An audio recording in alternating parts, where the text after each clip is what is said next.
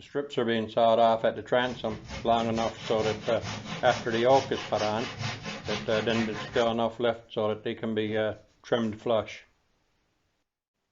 In earlier videos where I mentioned multiple test fits, this is an example of what I was talking about.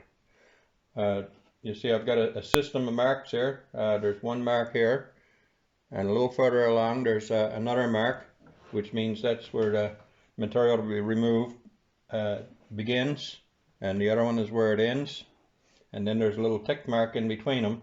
That's to give me an indicator of don't go below this mark. And further along, as I transitions from the straight run parallel with the keel to going out with a fair curve that'll match up with the turn of the bilge, there's some places needs a little bit more took off than other places. And I used my same system of marks to give me an indication of where and how much to take off.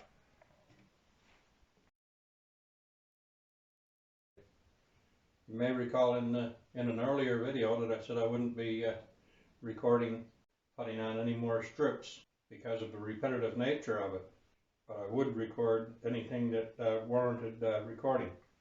Well, this is one such time. I've got 18 strakes on each side, and apart from both ends where they're tapered, they're 1.5 inches wide. But as I'm approaching the turn of the bilge, I didn't want to have 1.5 inches wide strips, so I decided to reduce it down to 1.8 inches wide. So until I get around the turn of the bilge, the next series of strakes will be 1.8 inches wide. And of course they'll be tapered on the ends as well.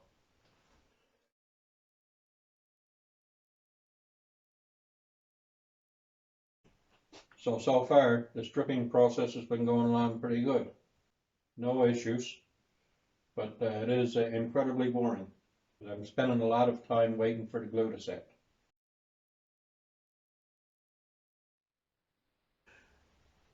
The frames are not intended to be part of the boat, so I'm not fastening the strips to them. So as you can see in a couple of places here, the strips are not laying flat to the ribs. I decided not to do anything about it because the strips are still providing a fair curve along the side of the hull. Well, I've now got 20 strips on this side and 18 on the other. So I figured it was time to, well, not only give you another update, but explain how I've determined how much taper to put on the ends of each strip. For anyone not into boat building, you may have wondered how I've determined how much taper to put on each one of the strips. Well, I used the dividers, set them to the width of the plank at the widest place, and just step it off and see how many planks is left to go. So in this case here I got 1, 2, 3, 4, 5, 6, 7, 8, 9, 10 and a bit. So that means if I take a little bit off of each one, that 11 strakes will fill in this gap, and they'll be pretty close to the same width. Towards both ends and up towards the bow, up here towards the bow, there's a smaller gap. So I measure it, I'm just measuring from this one now, but the way I did it originally was measure this area and divvy it up into the same number as I got back in the widest place. So right here I got 1, 2, 3, 4, 5, 6, 7, 8, 9, 10. So that means each one now has got to be slightly less than this one here that I just picked from. And as you can see, the last strike that I did, I noticed that I was getting a little bit less here than I was at midship. That's why this one here, I don't know if the camera will pick it up, but this one here is slightly less than this one and this one. So I'll do that with a couple of more, and then I'll end up with the same difference for the same number of strakes. So by the time I get down to about 9 strakes, it should be the same on the ends as it is in the middle. Well, I think I've mentioned before about how deceptive the lens on the camera can make things appear when you're recording there in the shed. Panning from the stem all the way back to the stern makes the boat look incredibly long, even though she's only 16 and a half feet. This is the number of clamps that comes into play when you're edge gluing 2 strips at the same time. I didn't use up all the clamps I had, but I was getting close.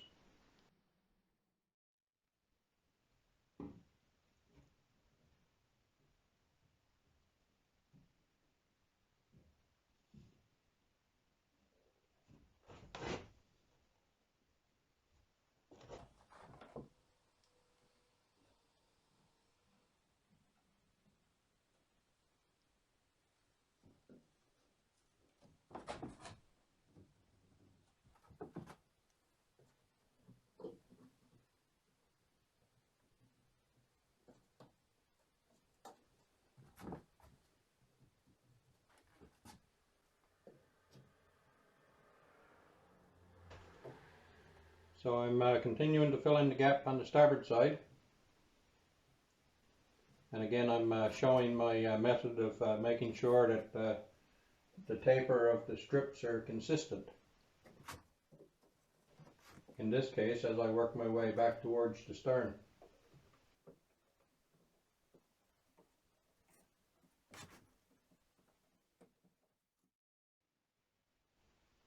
Well, it's been a long time coming, but the starboard side is getting ready to receive its fuller, as it's known in our neck of the woods.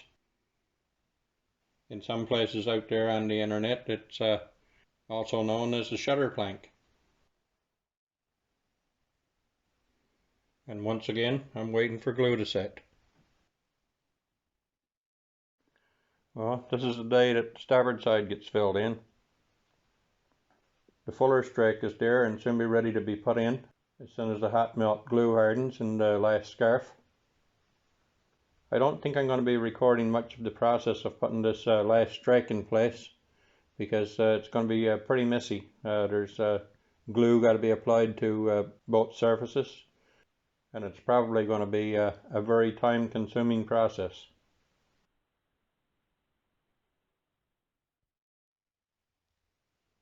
The fuller, or shutter plank, whatever you're used to calling it, depending on your neck of the woods, is in place.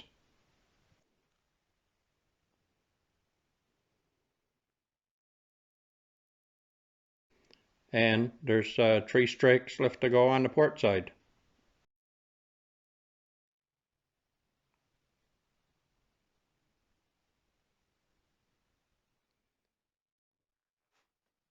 Well, my last 2 projects here at Goose Cove Boat Build, which was a speedboat and a green dinghy project, have both had their hulls covered with strips, but the wooden portion of these builds wasn't structural or going to be part of the finished boat.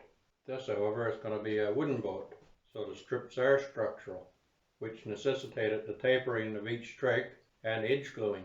And since the ribs aren't going to be a part of the boat, I had to wait for the glue on each strake to set before I could put the next strake on. So covering the entire hull with strips has felt like a real marathon. So I'm glad the end is finally in sight.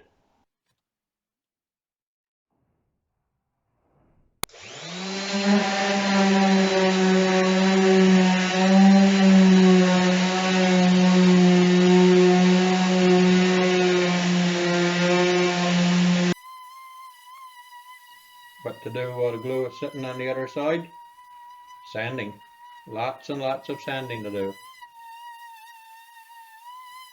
Let me know if you'd like to see an entire episode dedicated to sanding. Well, the hull is covered now, and I must say I'm kind of happy about it. I had to get a little bit creative putting the fuller in. There's obviously no place to put some clamps, So I bought some number 6 screws so they wouldn't leave very big holes, and screwed some thin blocks across the fuller wherever it needed it. That construction adhesive is a bit messy to work with, especially when it's applied to both the edges. I used construction adhesive for the fuller instead of the wood glue because it gives you a longer time to work with before it starts to set up on you. There was one section there, he was a little bit slack, not by much, maybe a 32nd of an inch.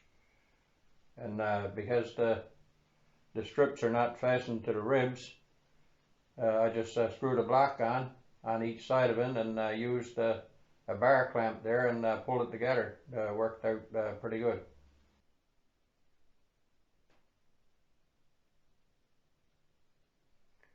So if it's traditional to enjoy a shot after the whiskey plank is on, I guess it's time to have myself a little shot. After all, who am I to mess with tradition?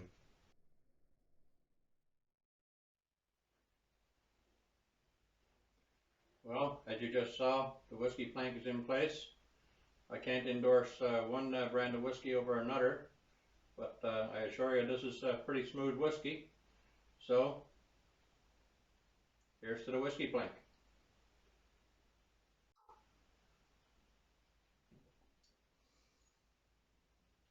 And I think this is a good place to end this video. Thanks for following along.